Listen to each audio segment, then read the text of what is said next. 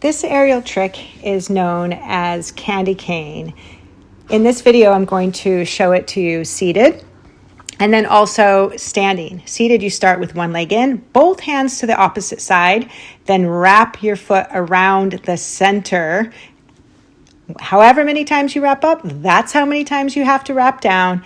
Then fan kick the leg as you unwrap for seated candy cane.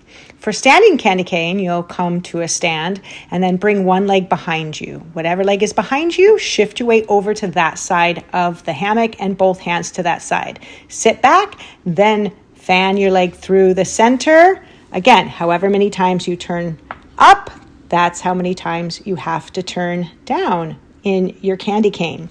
You can offer some arm variations and leg variations. And if you have a longer hammock, you can twist up many more times. Untwist, bring your weight to that same side you started, and then you can slowly come down to seated or stay standing and do the other side.